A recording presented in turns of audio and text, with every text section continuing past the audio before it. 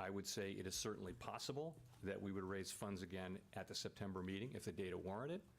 And I would also say it's possible that we would choose to hold steady at that meeting. We're going to be making careful assessments, as I said, meeting by meeting. And I'll close by saying we've raised the federal funds rate now by 525 basis points since March 2022.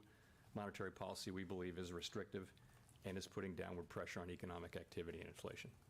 If I could just briefly follow up on something you said there. You said the data in the intermediate period, it broadly came in line with expectations. Does that mean there's unlikely to have been a change in the overwhelming outlook of the committee that 2 more hikes are necessary? I'm just going to go back to what I said. That's the question. We have 8 weeks now until the September meeting, and all that data that I recited, we're going to be looking at all of that and making that assessment then. And it really, we did have the one good reading, and of course we welcome that, but it's just one reading, as everybody knows. And we've seen this. 皆さんこんばんは、ジェプシンです。ちょっと配信あんまできなくて申し訳なくてね。ちょっともう、FOMC にね、間に合わせたかったんですけど、ちょっと寝坊しちゃってね、申し訳なかったですね。ちょっとね、なんかね、結構売られてたんですけどね、ちょっと結構今ね、なんかリバがね、あんまなくてね。ち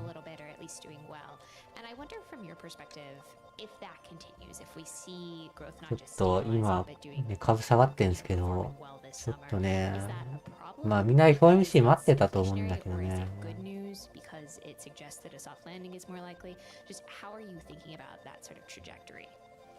Yeah, so I would say it this way. The overall resilience of the economy, the fact that we've been able to achieve disinflation. まあちょっと今株上がってきてるんで、ちょっとみんな、まあパウエルさんの会見で安心して上がってくれるといいんだけど。It's also you see consumer confidence coming up and things like that. That will support activity going forward. 多分ね、上がっていくと思うんだけどね。Could lead over time to higher inflation, and that would require an appropriate response from monetary policy. もう買っていくか。いや、終わってから買うか。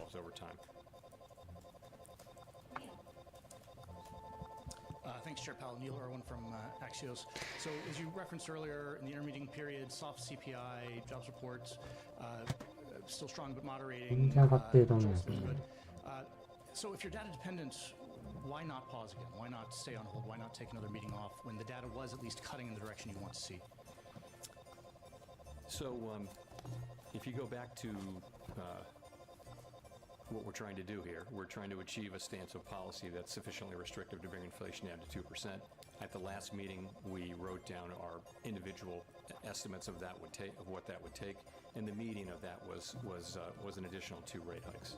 So, I would say we looked at the intermeeting data, and as I mentioned, broadly consistent, not perfectly consistent, but broadly consistent with expectations. And as a result, we went ahead and took another step.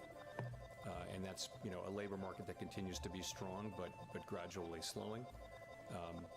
I mentioned that the inflation report was actually a little better than expected, but we're going to be careful about taking too much signal from a single reading. And growth came in stronger than expected. So that's how we look at it, and so we did take that step today.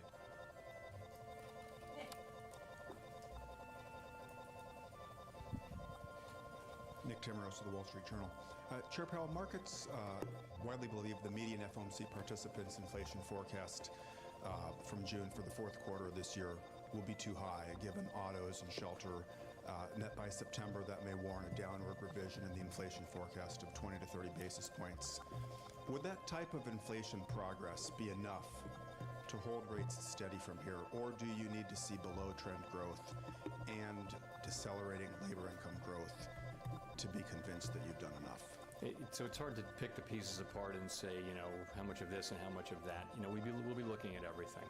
And, we'll be looking to see whether the signal from June CPI is replicated or the opposite of replicated, or whether it's somewhere in the middle. We'll be looking at the growth data. We'll be looking at the labor market data very closely, of course, and making an overall judgment about that. It's the totality of the data, I think, but with a particular focus on making progress on inflation. Last month you said there were benefits to moderating the pace of increases because it would give you more information to make decisions. Would another CPI report like the one we just had in June allow you to at least maintain that slower pace and defer until the fall any decision on whether you need that second rate hike? So I'm just going to tell you again what we're going to do in September. We're going to look at 2 additional job reports, 2 additional CPI reports, lots of activity data, and that's what we're going to look at, and we're going to make that decision then. And that decision could mean another hike in September, or it could mean that we decide to maintain at that level. And again, the question we're going to be asking ourselves is the overall signal one that we need to do more, that we need to tighten further? And if we get that signal whenever we get it, then, and that's the collective judgment of the committee, then we will move ahead. If we don't, then we'll have the option of maintaining policy at that level. But it's really dependent so much on the data, and we just don't have it yet. Hi, Chris Rugaber at Associated Press. So consumer confidence in the economy is rising, likely in large part because of the declines in headline inflation. You also see wages are also rising faster than prices now after trailing them for a long time. How much are Americans truly harmed by inflation at its current level, headline level of 3%? And with that in mind, when do you put some weight back on the employment side of the dual mandate? So I guess I'd say it this way. First, it is a good thing that headline inflation has come down so much, because that's really what the public experiences. And まあ買っちゃっ I た would ん say だよ that having な。 headline inflation move down that much almost creates it will strengthen the broad sense that the public has that inflation is coming down, which will in turn, we hope, help inflation continue to move down. So you are 材料で下がるか question な。 Well, I mean, you've talked やばい for な。 many press conferences now about the harm created by inflation. 会見前買うべきだった So な。 how much of that are we still seeing with inflation now down at 3? So I guess I would put it this way. I'd say it this way. It's really a question of how do you balance the 2 risks, the risk of doing too much or doing too little. And, I would say that, we're coming to a place where there really are risks on both sides. It's hard to say exactly whether they're in balance or not, but as our stances become more restrictive and inflation moderates, we do increasingly face that risk. But, we need to see that inflation is durably down that far. As you know, we think, and most economists think, that core inflation is actually a better signal of where headline inflation is going, because headline inflation is affected greatly by volatile energy and food prices. So we would want core inflation to be coming まあ down. 9月の利上げの可能性も、 is signaling where 利上げなしの可能性もあるって言ってるの。 and core inflation is still pretty elevated. There's reason to think it can come down now, but it's still quite elevated. And so we think we need to stay on task, and we think we're going to need to certainly hold policy at a restricted levels for some time. いやー、でも上がったけど下がってんね。ついちゃったな。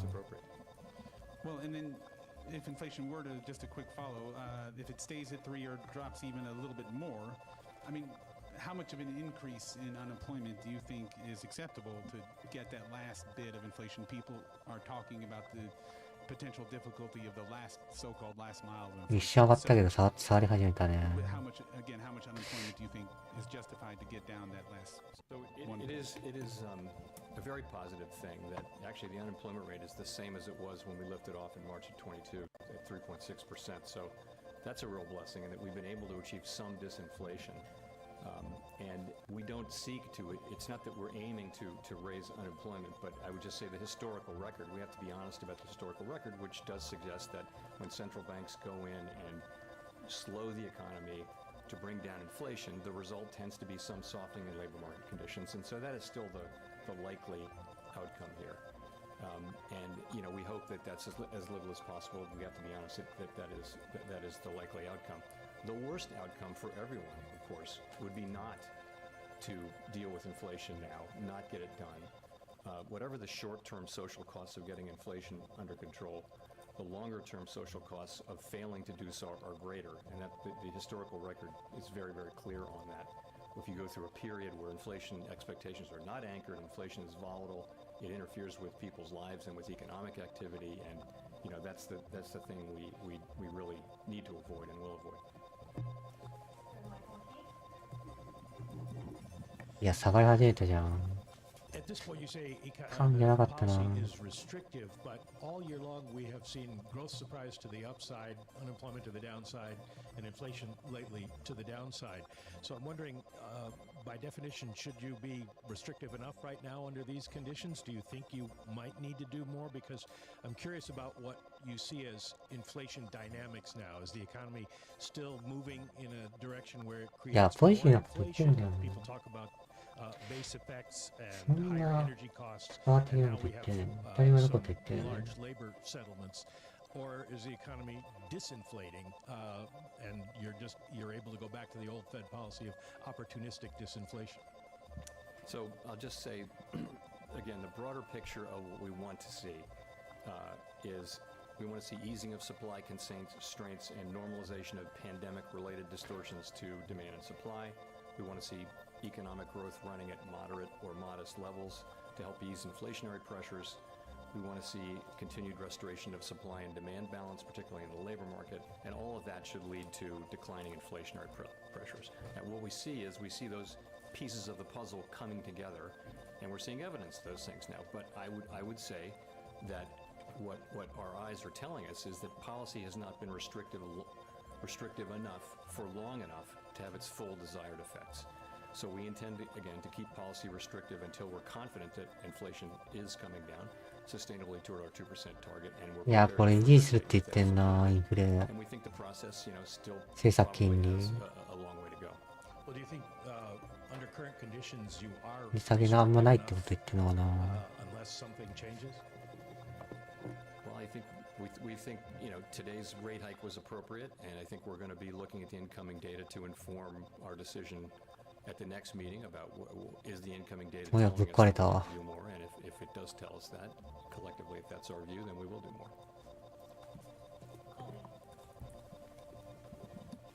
Thank you. Colby Smith with the Financial Times.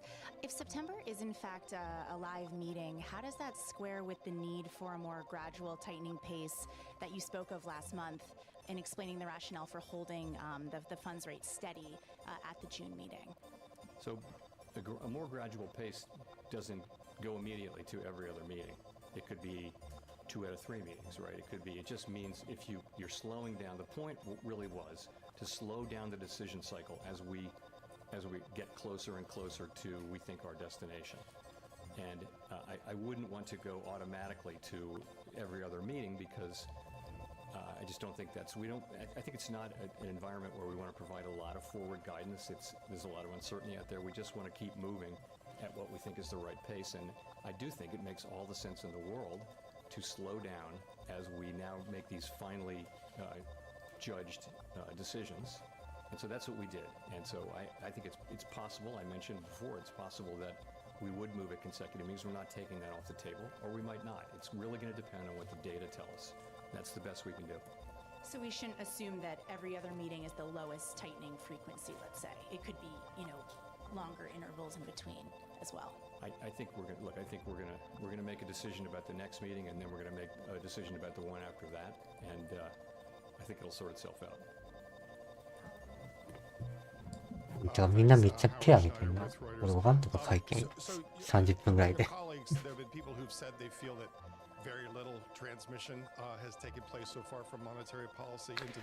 っとリアルタイムテキストがバグってきてんな。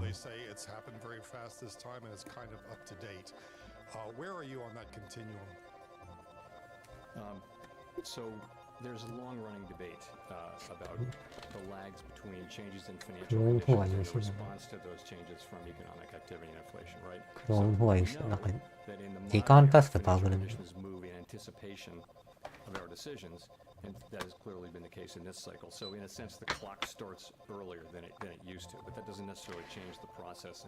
待ってから言ったら分かったな。 Clear that it has. I'll tell you what we know and then what we don't know. We know that financial conditions affect economic activity and inflation with a lag that can be long and variable, or lags, plural, that can be long and variable. A lot of uncertainty around the length of the lags, and by the way, that's just one component of the broader uncertainty that we face.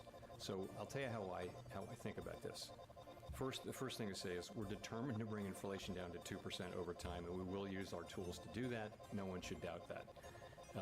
I would look at it this way, though. The real federal funds rate is now in meaningfully positive territory. If you take the nominal federal funds rate, subtract the mainstream estimate of near-term inflation expectations, you get a real federal funds rate that is well above most estimates of the longer-term neutral rate. So I would say monetary policy is restrictive, more so after today's decision, meaning that it is putting downward pressure on economic activity and inflation. We'll keep monetary policy restricted until we think it's not appropriate to do so. 過去の決算も良かったからな。決 If I 算 sum か it up, ら I would say we've come a long way. We are 適当なん resolutely だけど committed to な。 returning inflation to our 2% goal over time. Inflation has repeatedly proved stronger than we and other forecasters have expected. And at some point that may change. We have to be ready to follow the data. And given how far we've come, we can afford to be a little patient as well as resolute as we let this unfold. On the credit side, I'm wondering if you saw anything in the latest SLOOS data that made you think you're getting a quantum of credit contraction beyond what you'd expect. The bank lending data really is the growth rates edging down towards and heading below zero, which is usually a recession indicator. So I guess that the SLOOS will come out early next week, and I would just say it's broadly consistent with what you would expect. You've got lending conditions tight and getting a little tighter. You've got weak demand, and it gives a picture of pretty tight credit conditions in the economy. I think it's really hard to tease out how much of that is from this source or that source, but I think what matters is the overall picture is of tight and tightening lending conditions, and that's what this SLOOS will say. Hi, Chair Powell. Rachel Siegel from the Washington Post. Thanks for taking our questions. Could you break down the reasons why inflation has fallen and what share of that credit you would give to factors that don't stem directly from rate hikes or that might be within your control at all, like easing supply chains and a drop in energy prices over the past year? Yeah. So, interesting question. So, let me start by saying that the inflation surge that we saw in the pandemic resulted from a collision of elevated demand and constrained supply, both of which followed from the unprecedented features of the pandemic and the response from fiscal and monetary policy. And we've always expected that the disinflationary process would stem from the normalization of those broad pandemic-related supply and demand conditions and from restrictive monetary policy, which would help return the balance between supply and demand. ドル円下がってんな。 And we think that's broadly what we're seeing. ドル円急落か。 Of course, headline inflation has come down sharply from elevated levels as energy and food prices have come down, mostly due to reversal of the effects from the war in Ukraine. And that's a good thing, and the public experiences that, as I mentioned earlier. For core inflation, I'd say there has been a role for both factors, both that I mentioned. Clearly, for goods, normalization of supply conditions is playing an important role, as is the beginning of the reversal of spending back into services and away from goods. And take autos as an example. The combination of an increase in sales and inventories, while vehicle inflation has decelerated, points to a substantial role for supply. But there's also a role for demand, as the loans and things like that are more expensive. So they're both working there. Housing services inflation now starts to move down. Clearly, higher rates have slowed the housing market. I would say monetary policy is working about as we expect, and we think it'll play an important role going forward, in particular in non-housing services, where really we think that's where the labor market is a very important factor. So we think both of those sources of disinflation are playing an important role.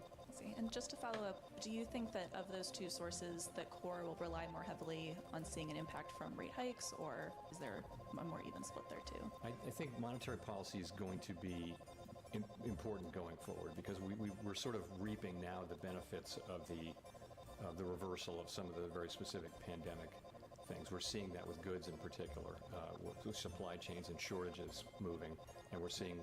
So I think going forward, monetary policy will be important, particularly in the sector, in the non-housing services sector.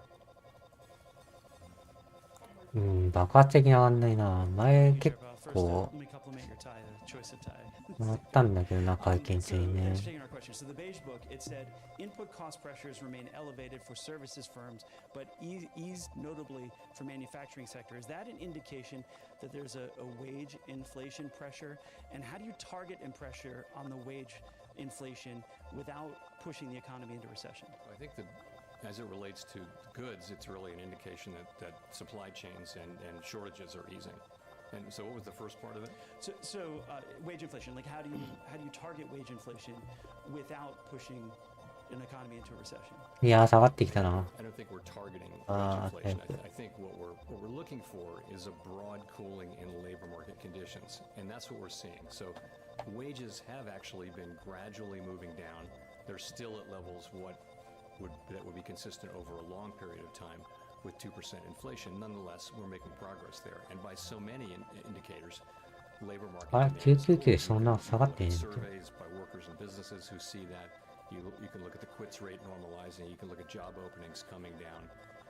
You can look at just job creation in the establishment survey as, it's still at a high level, but it was at really an extraordinarily high level for most of the last 2 years. So you see cooling, particularly in private sector in the last in the last report. So I think we see that, and it's happening at a gradual pace. So that's actually not a bad thing in a sense, because if what we see is the labor market, very strong demand for labor, which is really the engine of the economy. People are getting hired, many people going back to work, getting wages, spending money, and that's really what's driving the economy. But that it's gradually slowing, it's gradually cooling. That's a good prescription for getting where we want to get. But still we see a push to raise minimum wage. We're seeing a lot of unions go on strike or threaten strike. And the common thing is they come out with agreements like big pay increases, like UPS, and we have the auto workers coming up. Are you concerned then about a trend of series of big unions, these contract pushing wage inflation then? Not for us to comment on contract negotiations. Not our job, not our role. We monitor these things, and we'll keep an eye on 結局売りね、めっちゃ something that's handled すごい at な。 that level, and not,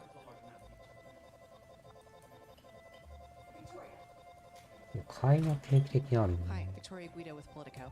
I wanted to ask about the SEP, which suggests that you would cut rates as overall いや、売 inflation りの方が多い gets な。 you around or under 3%. And so I'm wondering, is the level of inflation what's sort of important there as you think about getting to 2% and when you might start cutting rates, or is the speed at which inflation is falling also まあ、 important? いたのは I 買う think け you ど take ね。 both into account. I think you take everything into account when you start cutting rates. It would depend on the whole, on a wide range of things. And when people are writing down rate cuts next year, it just is a sense that inflation is coming down, and we're comfortable that it's coming down, and it's time to start cutting rates. I think, but I mean, there's a lot of uncertainty between what happens, in the next meeting cycle, let alone the next year, let alone the year after that. So it's hard to say exactly what happens there, what's motivating people. So if it's sort of stubbornly in maybe the high twos, you wouldn't necessarily cut rates. I'm not saying that at all. I'm not giving you any numerical guidance around that. I'm saying we'd be comfortable cutting rates when we're comfortable cutting rates, and that won't be this year, I don't think. It would be, many people wrote down rate cuts for next year. I think the median was several for next year, and that's just going to be a judgment that we have to make then, a full year from now, and it'll be about how confident we are that inflation is in fact coming down to our 2% goal.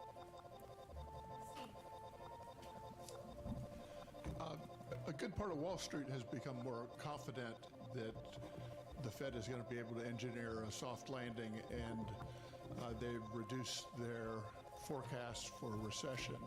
And I'm wondering if the staff has changed its view on the likelihood of recession being likely, and if you personally have changed your view in terms of becoming more confident that you can achieve a soft landing. So it has been my view consistently that we do have a shot, and my base case is that we will be able to achieve inflation moving back down to our target without the kind of really significant downturn that results in high levels of job losses that we've seen in some past instances, many past instances of tightening that look like ours. That's been my view. That's still my view. And I think, that's sort of consistent with what I see today. なんだこれ But it's ミッショ still ン a が long way from assured, and ミッションクリアした。 we have a lot left to go to see that happen. So the staff now has a noticeable slowdown in growth starting later this year in the forecast. But given the resilience of the economy recently, they are no longer forecasting a recession.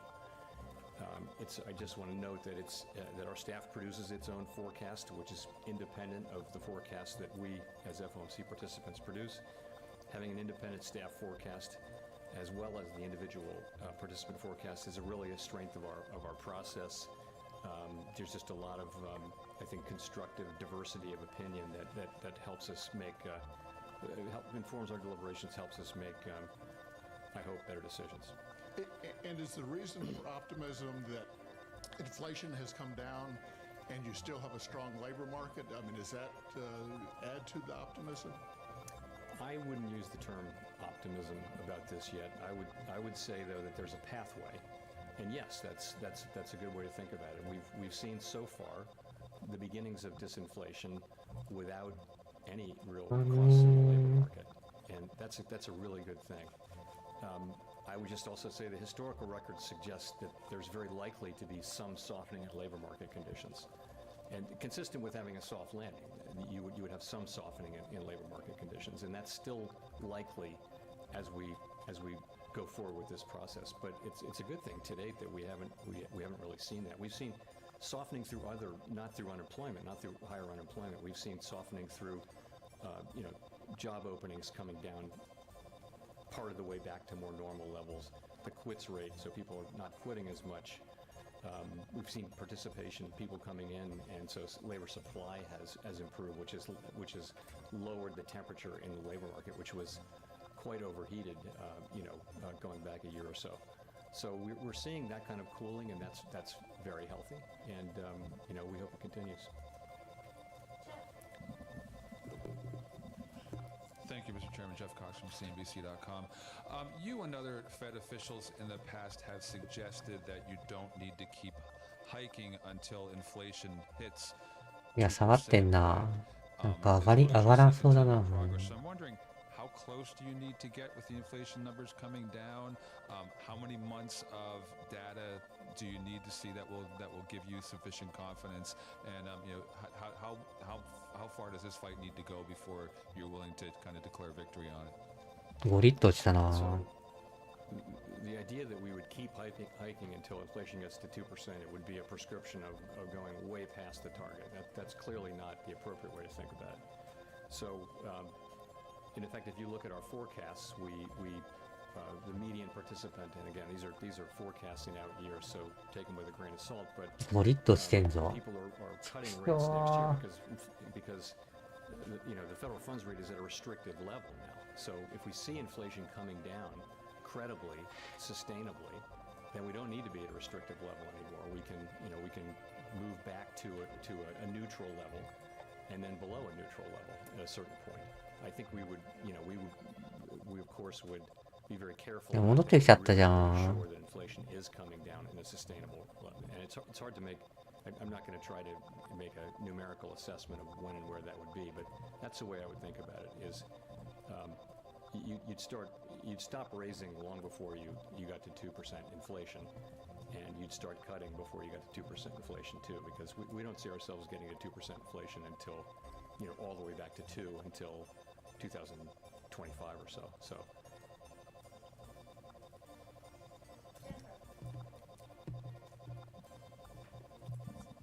Thank you, Chair Powell. Jennifer Schonberger with Yahoo. いや、どんどん下がっちゃう。 It's been over 4 months since a handful 戻 of ってきちゃったよ。 regional banks, including Silicon Valley Bank, failed. When you look at credit conditions now, given Bank of California's acquisition of PacWest, does this acquisition suggest the full impact has not been felt, or are you comfortable saying 銀行 that 詰めたことについ most て of the ripple 質問 effects されてんな。 have occurred at this point, and how does this play into your いや、めっ outlook ちゃ下がってきてんじゃん。 So I don't want to comment on any particular. うわ、マジか。 But I will say, things have settled down for sure out there. Deposit flows have stabilized. Capital and liquidity remain strong. Aggregate bank lending was stable quarter over quarter and is up significantly year over year. Banking sector profits generally are coming in strong this quarter, and overall the banking system remains strong and resilient. Of course, we're still watching, the situation carefully and monitoring conditions in the banking sector. In terms of the actual effect on, if you think of a particular set of banks that were affected because of their size and business model and things like that were more affected by the turmoil in March than others, it's very hard, as I mentioned, it's very hard to sort of tease out the effects on this very large economy of ours from them tightening. They may be tightening a little bit more, probably are, than other banks. The SLOOS has been telling us for more than a year that banking conditions are tightening. That process is ongoing, and that will restrain economic growth. So I think we have to take a step back from. I can't separate those anymore. I think basically we're just looking at the overall picture, which is one of tightening credit conditions, and that's going to restrain economic activity. It is restraining economic activity. So that's how I would look at it. And how is that informing your outlook for setting policy? So I think that is an expected result of tightening interest rate policy, is that bank credit conditions bank lending conditions would tighten as well. And so the question is it more effective this time because of what happened in May? I just don't think we know that. I think we're looking at the current data in GDP, and we're seeing strong spending, we're seeing a strong economy, and it's made us confident that we can go ahead and raise interest rates now for the third time since the March events. It seems like the economy is weathering this well, but of course we're watching it carefully and expect it to do that. 上がっちゃったな。 Hi, Chair Powell. Thanks for taking our questions. Megan Casella with Barron's. I wondered on wages if you were at all concerned about any inflationary impact of wages now outpacing inflation, which is likely contributing to the boost in consumer sentiment and the continued strength of the consumer that we've been seeing. Well, wages in excess of inflation means real wages are positive. Again, that's a great thing. Of course, we want that. We want people to have real wages, but we want wages to be going up at a level that's consistent with 2% inflation over time. As I mentioned, nominal wages have been coming down gradually, and that's what we want to see. We expect to see more of that. That's just more of what's consistent over a longer period of time. We don't really think that wages were an important cause of inflation in the first year or so of the outbreak, but I would say that wages are probably an important issue going forward. Labor market conditions broadly are going to be an important part of getting inflation back down. And that's why we think we need some further softening in labor market conditions. This goes sort of to the balance of risks question, but you mentioned at the start how you're keeping an eye on consumer activity and whether there might be some sort of a rebound there. And I'm curious what the Fed's explanation would be to families if further interest rate hikes start to hit the labor market, start to drive that sentiment back down. What's the message there of why you continue to keep rates elevated or to raise them? Well, we have a job assigned to us by Congress to get inflation under control. And we think the single most important thing we can do to benefit those very families, especially families at the lower end of the income spectrum, is to get inflation sustainably under control and restore price stability. We think that is the most important thing we can do now, and we're determined to do that. And I would just point out that the people who are the most hurt by inflation right away are people who are on a low fixed income, who, when you're talking about travel or transportation costs, heating costs, clothing, food, things like that, those, if you're just making it through each month on your paycheck and the prices go up, you're in trouble right away. Even middle class people have some resources and can absorb inflation. People in the lower end of the income spectrum have a harder time doing that. So we need to get this done, and the record is clear that if we take too long or if we don't succeed, that the pain will only be greater. So that's 昨日逃げてこよかったな。 Thank you, Chair Powell. Simon Rabinovich with The Economist. You had said last month that this meeting this week was going to be a live one. In the event, the market had assigned a roughly 99% probability to the rate move that you announced today. The decision was, of course, unanimous, and the statement was basically unchanged from last month. So may I ask, to what extent was the meeting actually a live one? Was there ever any doubt over the past 2 days about what the decision was actually going to be? Well, I mean, was there doubt? Look, I would say there's a range of views on the committee, and when you see the minutes in 3 weeks, you'll see that. There's a range of views about what we should do at this meeting and what we should do at the next meeting, and it's a process that we go through. Many times when we go into a meeting, the decision is not, fundamentally in doubt. Nonetheless, we have the meeting, and some meetings are less uncertain than others, and I'll just leave it at that.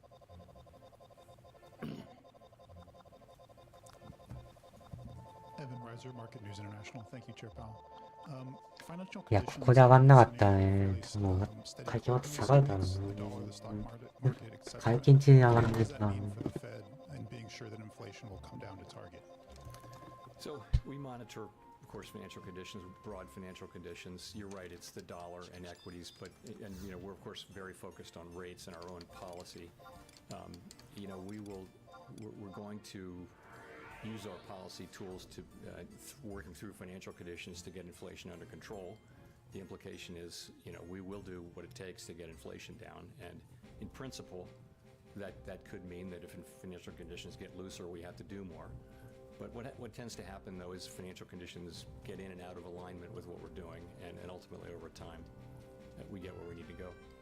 If I could also ask about the SEP from June that showed rate cuts.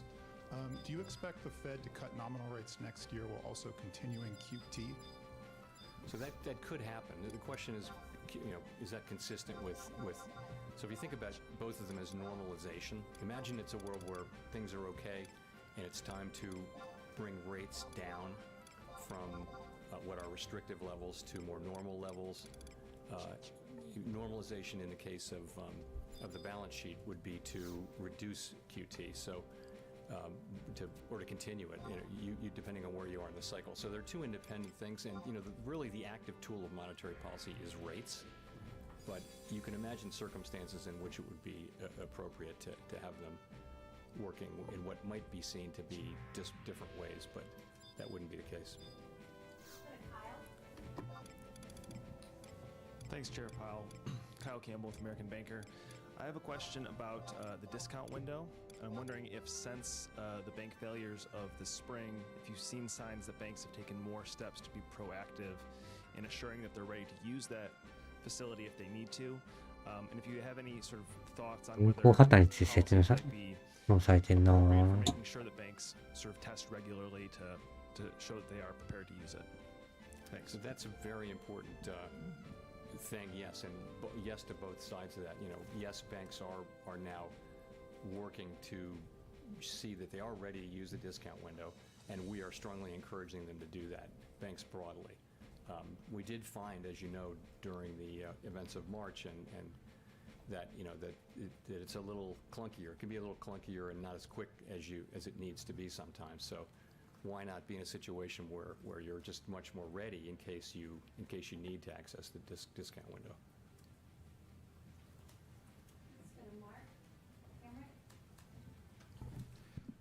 Mr. Chairman, Mark Hamrick with Bankrate. You've talked in the past about getting the housing market back into better balance, excuse me, and also that the market might have bottomed. Where do you see that situation and balance, or lack thereof, right now, particularly with the constrained inventory of existing homes that might otherwise be coming onto market at a time when existing homeowners are reluctant to move? And of course, all of that happening with the 30-year fixed-rate mortgage still around 7% on the heels of Fed tightening, and with what you're talking about, tightening industry lending standards. Are we getting closer to balance or farther away? What's your sense? I think we've got a ways to go to get back to balance, really for the reasons that you talked about. With existing homes, there are many people who have low-rate mortgages, and whereas they might want to sell in a normal situation, they're not going to because they have so much value in their mortgage, which means that supply of existing homes is really, really tight, which is keeping prices up.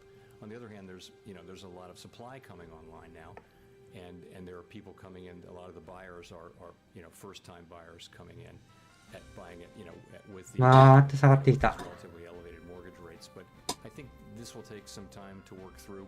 Hopefully more supply comes online, and we work through it. また下がってきた We're な。 still living through the aftermath of the pandemic. フェチかけるか。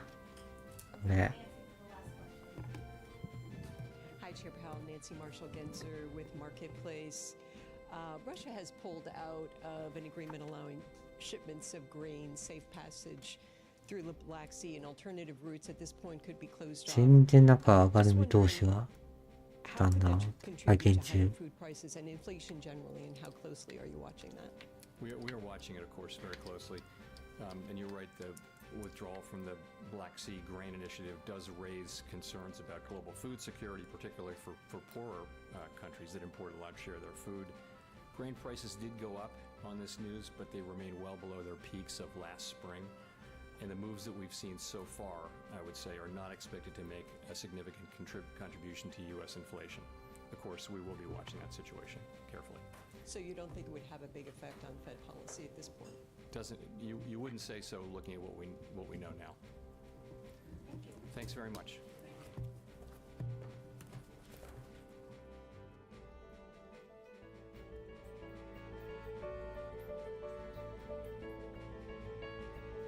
終わってったよ。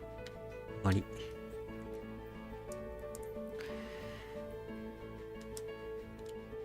安心して終わった。終わったら上がるか。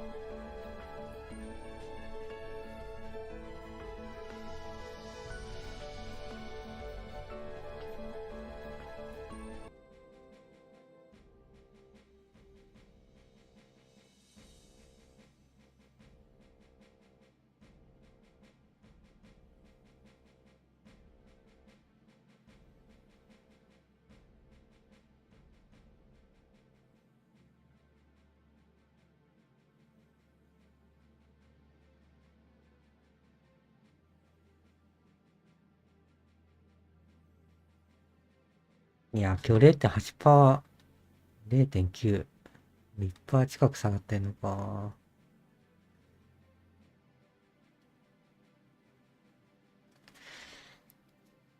このゾーン抜けたらめっちゃ下目線出るけど、ここ抜けれたらな、うまかったんだけど。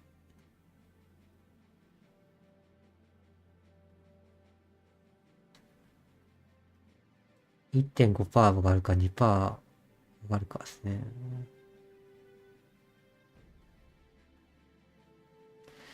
1時間売りか。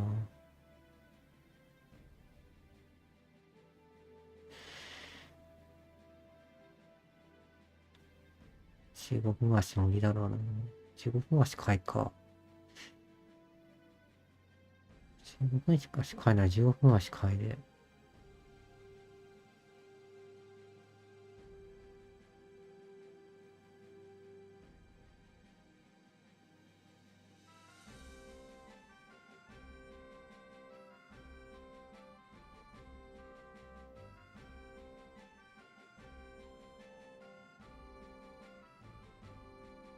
いや、どんどん下がるね。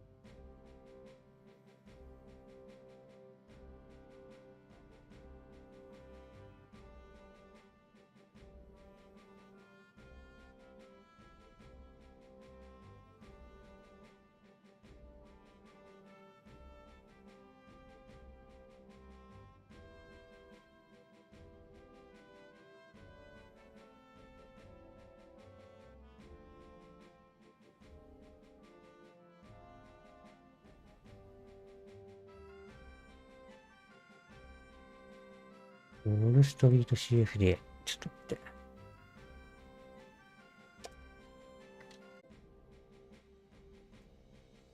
なんかダウの CF、これダウの CFD としていいな。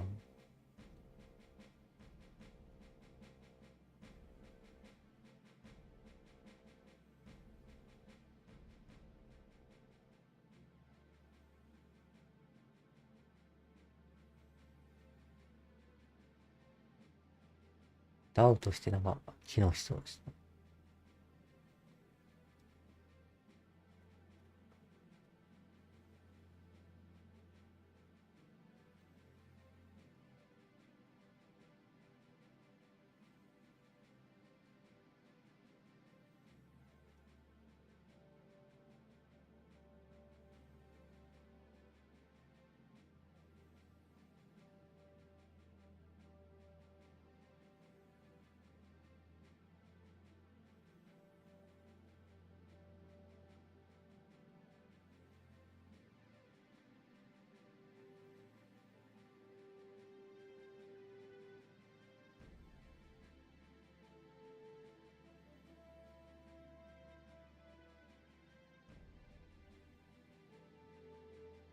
一層変わったのが、6月か。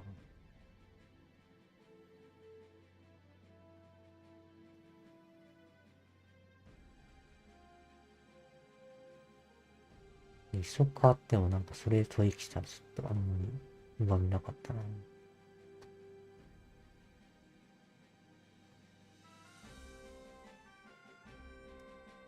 いや、上がってほしいけど、上がるかな。でも引けがもうあと30分しかない。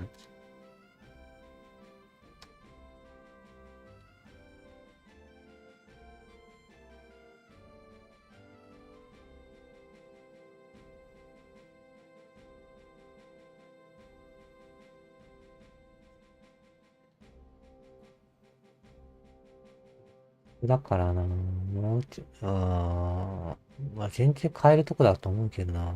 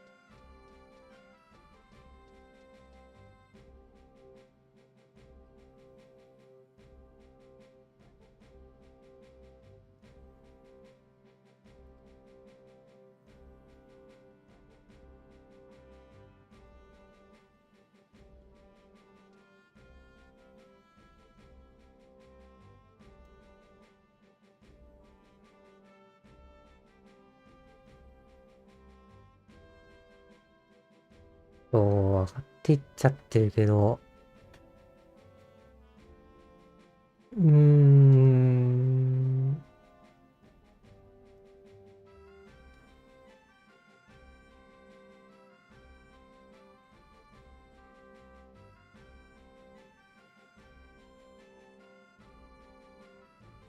まあ、調整続くんかな。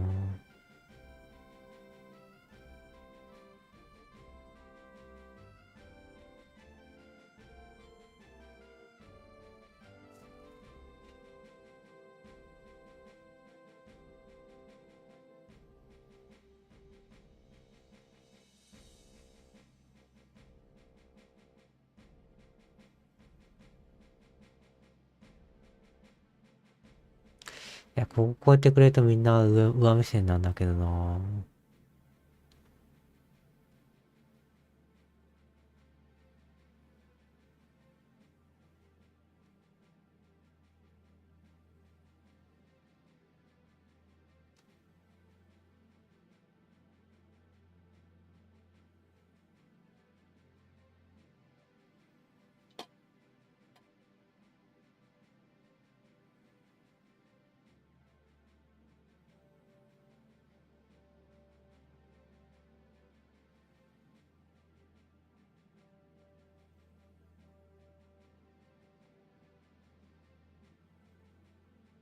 ダウが上がってんの？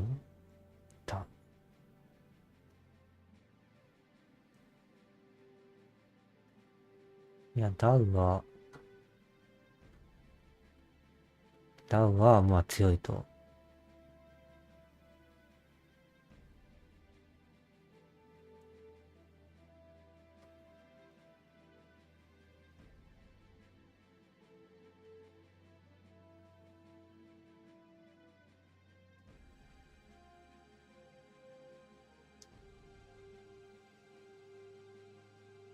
いや、パーカー迷うな。迷うな。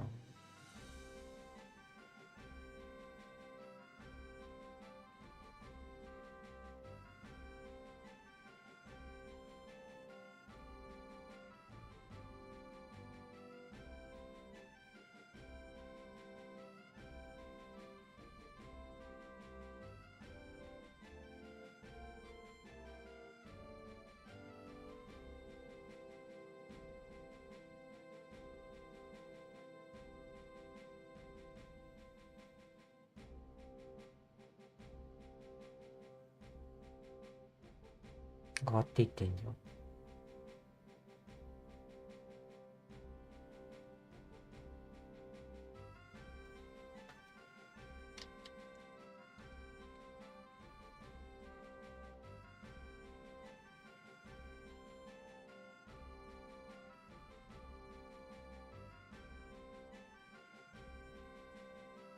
K さんね。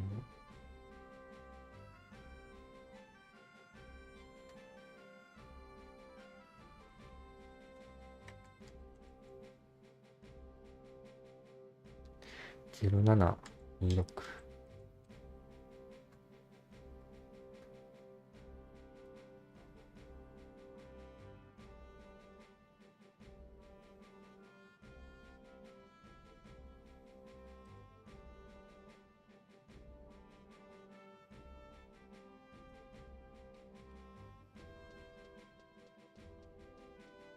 999しかちょっと買ってないんだけど、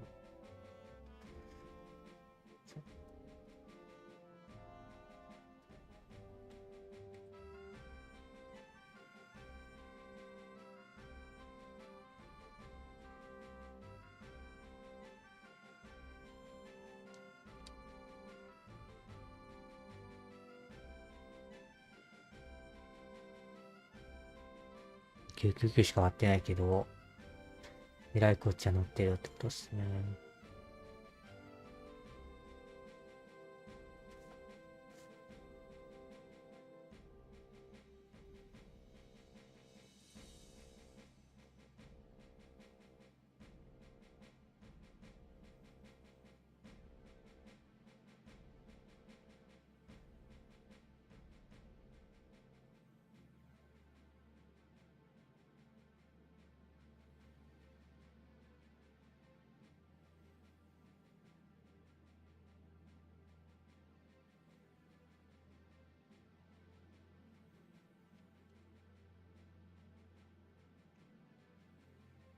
あ、今日あったメタか今日。ラムリサーチもあるんだよ。メタ今日や、メタか。メタ落ちもありそうなんだよな。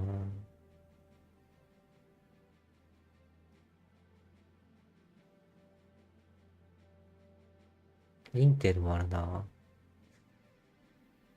メタ。まあ、半導体系とマクドナルドか。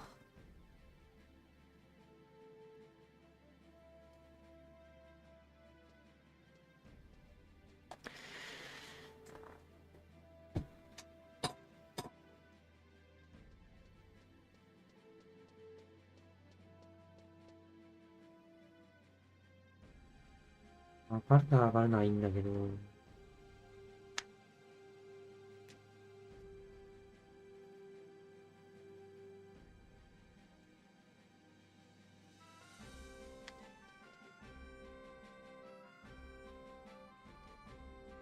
日本上がって、日本上がって、世界上がって、米国に繋がるかどうかですね。メタの決算もあんだよな。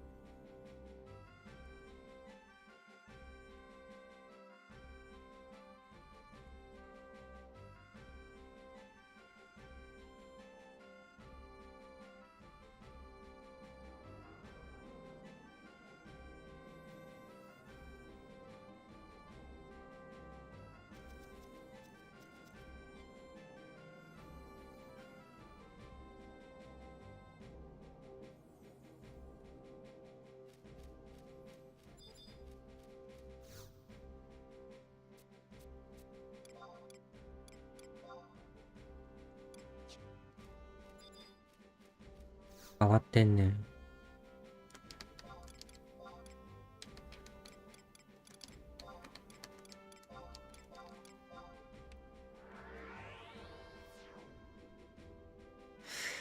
上がってんね。これなんかいい傾向か。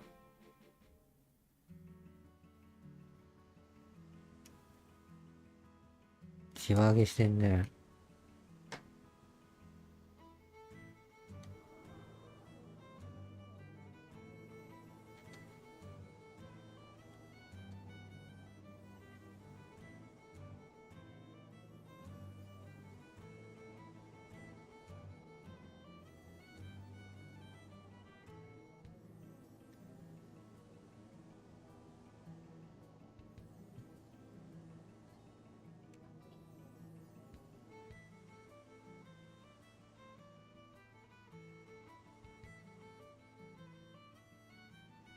上がってんね。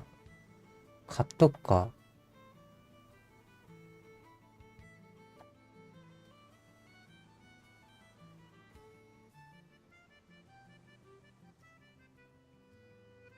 時間差どこら辺なんだよね。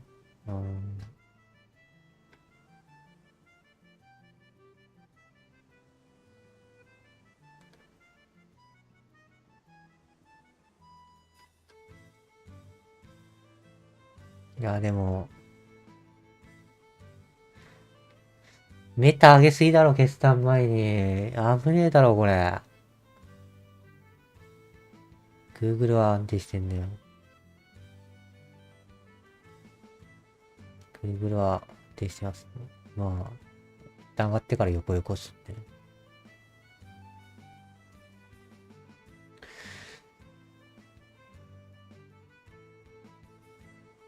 ダウ強いね。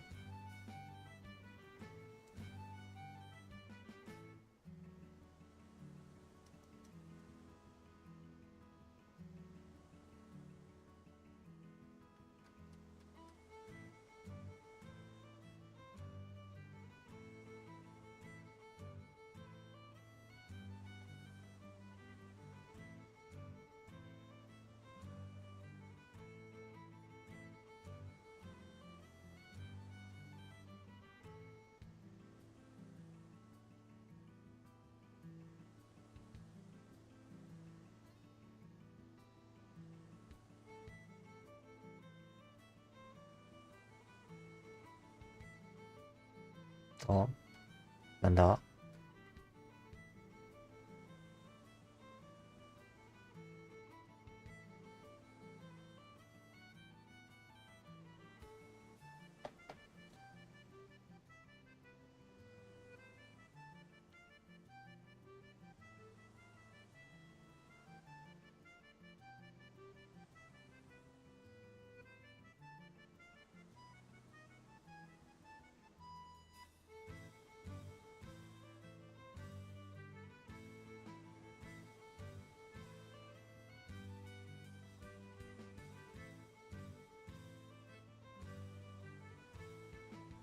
ダウ強いけどね。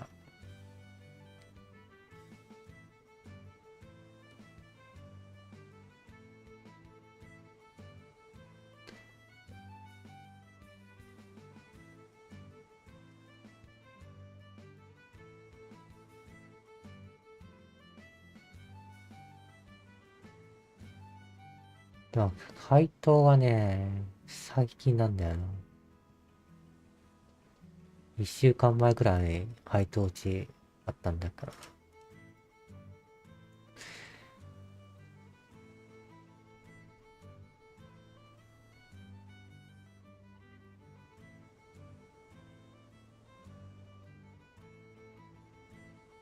だってこれくらいの配当だったらね、ダイヤモンド買った方がいいよな。0.19 とかでしょ。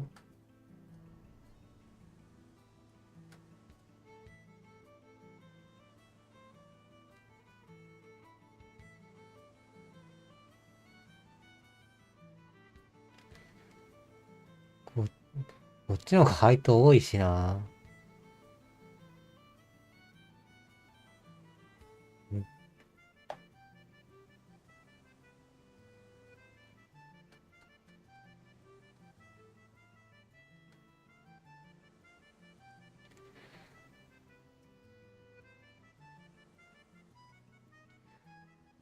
いや、どうすかな。金かけて買うかどうかな。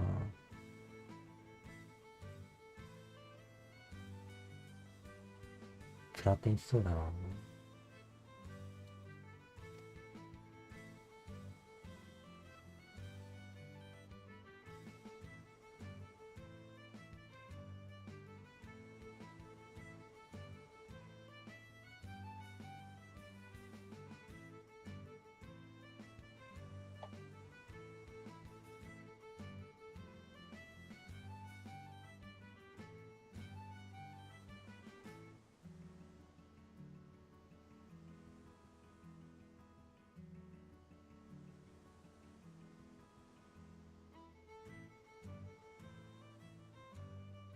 いやー、ちょっとね、どうしよっかな。メタの決算がやばいんだよな。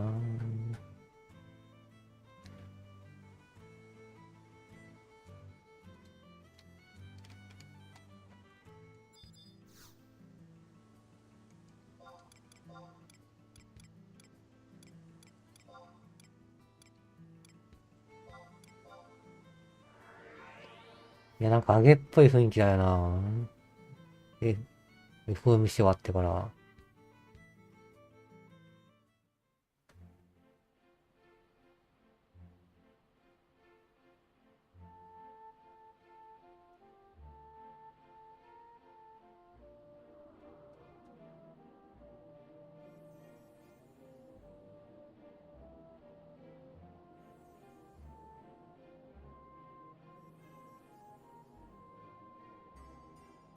いや、ダウは安定してんな。ダウ。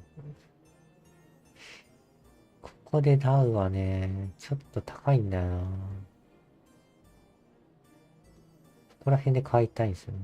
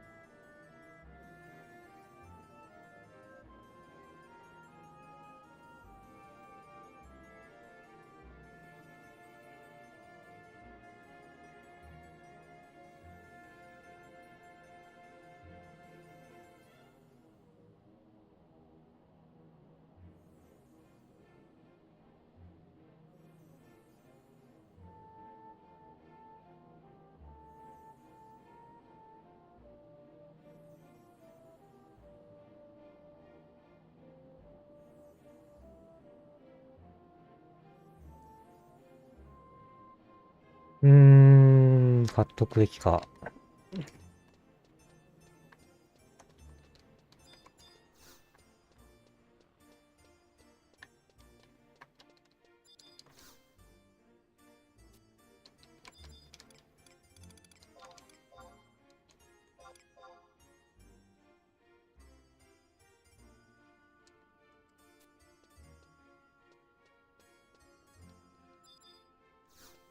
あと、金曜の仕様ぐらいですよね、動くのね。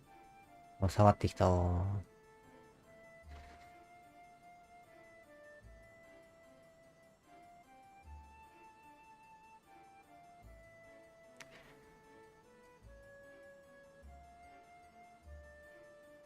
PC コアぐらいですよね。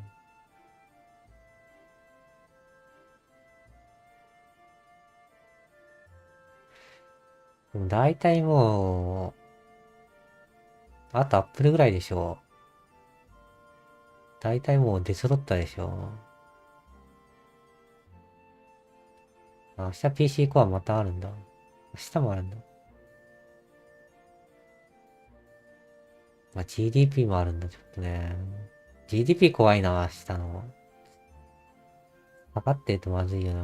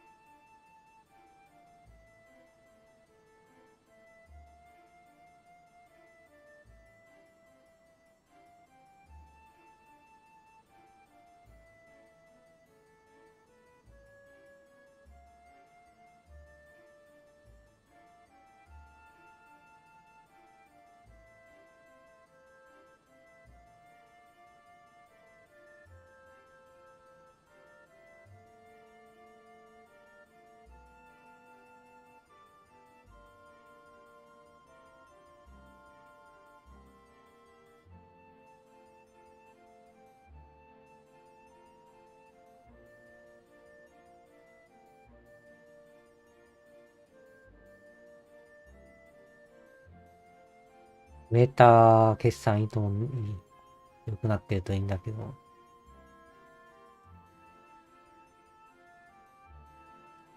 ちょっと11少しありますかね。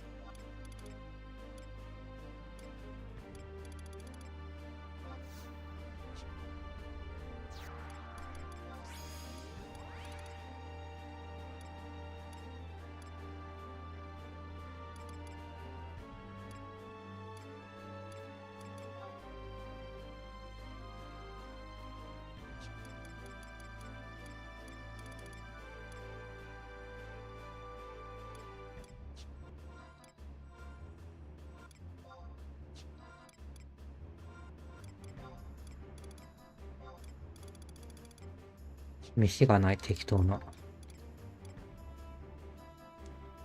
でも飯出してもいけるか。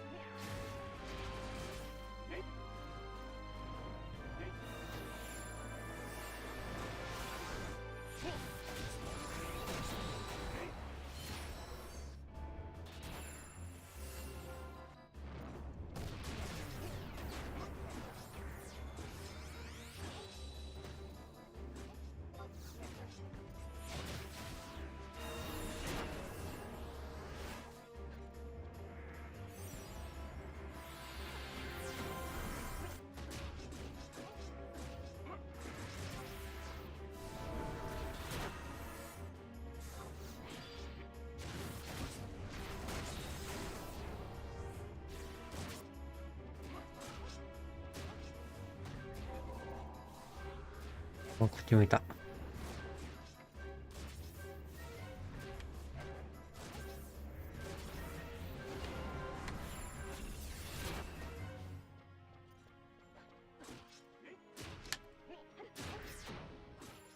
なんか上がってんな。メタの決算。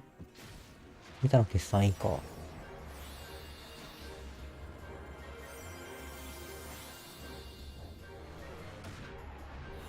どうなってる？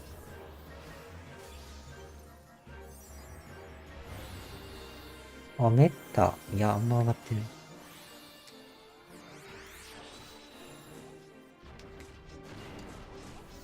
なんか上がってんな。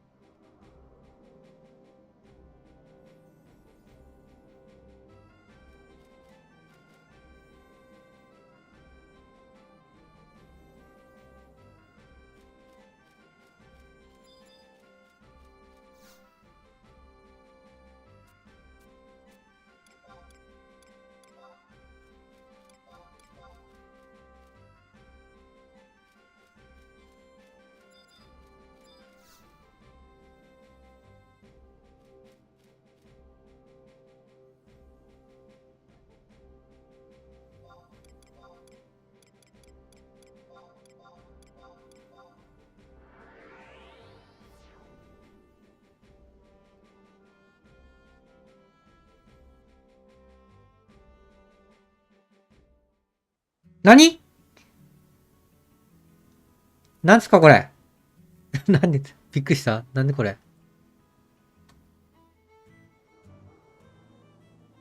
何やばい。メタめっちゃ上がってる。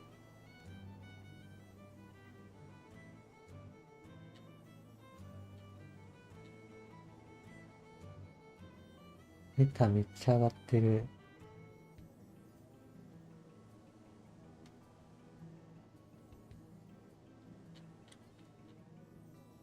メタめっちゃ上がってんじゃん。やったじゃん。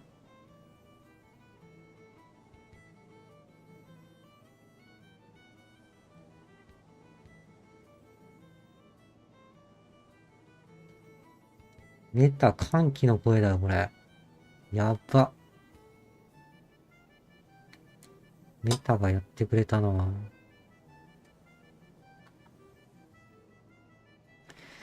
メタやべえ、ちょっと。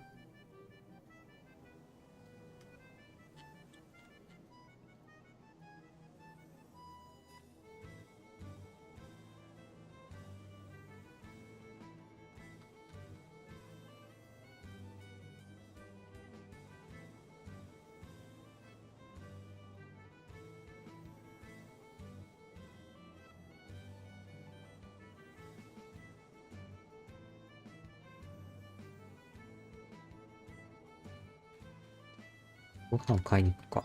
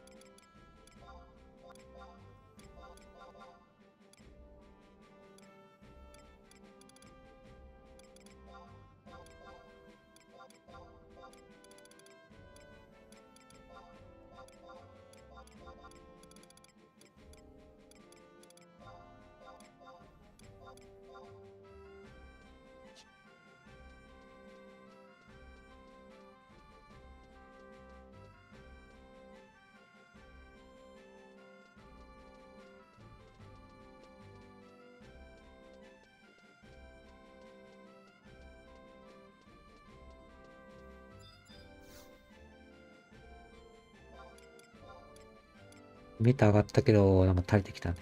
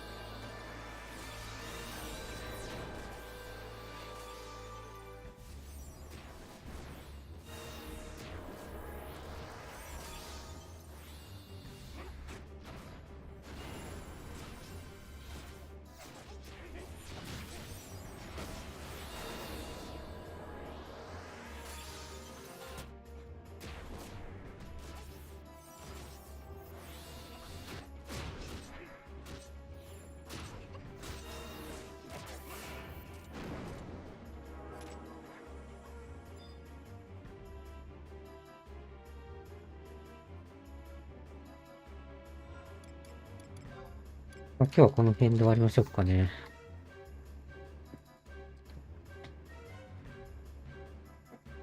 最近仕事忙しいけどね。まあちょっと時間見つけてちょっと配信していきたいと思います。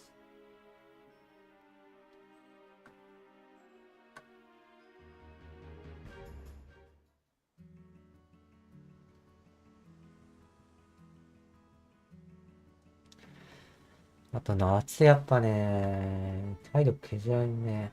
ゴリゴリ。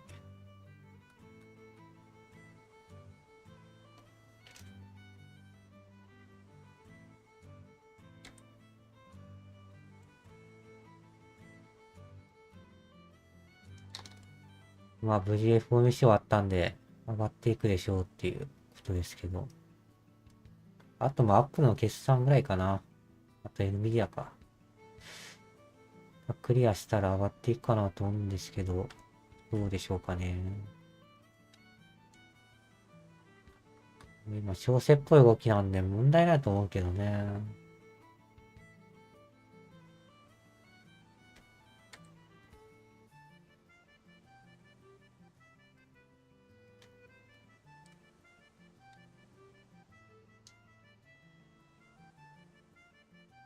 まあ、また変な銀行通例とかの動きなければいけると思うけど。